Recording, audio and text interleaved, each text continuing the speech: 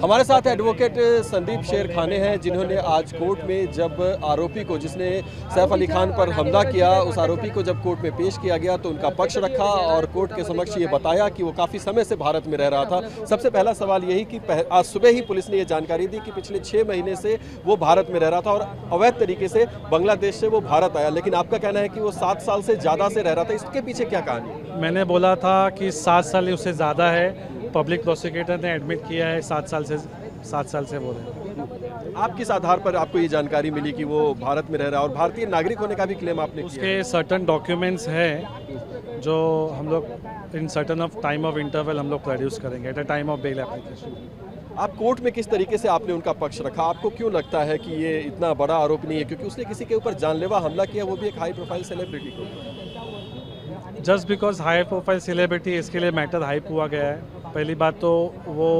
Investigation में properly आया नहीं गया है कि अभी उन्होंने बोला है कि attempt to murder, there is no motive. First of all, notice has not been given, violation of the law.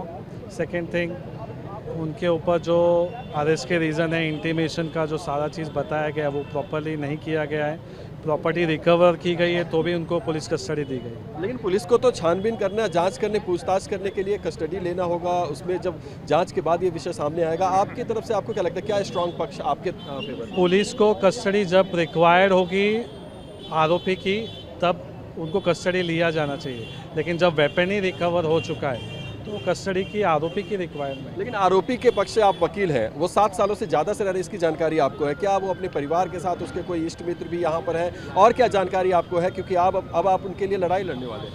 हमारे पास सर्टन डॉक्यूमेंट्स है, वो हम लोग at a time of bail application produce करें। फैमिली भी उनकी है संपर्क में आपके? तो हमारे साथ ये संदीप शेरखाने थे, जो कि आरोपी का पक्ष रख रहे हैं और इनका कहना है कि वो आगे भी कोर्ट में उनके लिए लड़ाई लड़ते रहेंगे। और इनका साफ तौर पर कहना है कि चूंकि ये हैबिचुअल ऑफेंडर नहीं है और जो भारत में रहने की जहाँ तक बात हो रही कि बांग्लादेश का है या भारत का है, उसमें इनका कहना है कि इनके पास तमाम वो साक्ष्य मौजूद हैं जो कि ये कोर्ट के समक्ष रखेंगे, जिससे ये साबित होता है कि 7 साल से ज़्यादा से वो भारत में रह रहा था। न केवल रह रहा था बल्कि वो भारत का नागरिक भी है और उसके दोस्त रिश्तेदार भी मुंबई में मौजूद हैं। तो पुलिस की जाँच में एक तरफ ये कहा जा रहा है कि वो बांग्लादेशी नागरिक है और अवैध तरीके से भारत में प्रवेश हुआ और पिछले 6 महीने से, जैसा कि आज डीसीपी ने भी जानकारी दी थी, लेकिन कोर्ट में जो सबमिशन हुआ उसमें 7 साल की बात एडमिट की गई बाद में पुलिस के पक्ष से भी। और अब जो आरोपी के वकील हैं वो भी ये बात कह रहे हैं कि वो 7 साल से ज़्यादा से भारत में रह रहा था। तो आगे की जांच में इसमें क्या सामने आता है ये देखना होगा। कैमरा पर्सन सुभाशीष के साथ TV9 भारतवर्ष के लिए मुंबई से मैं अभिजीत ठाकुर।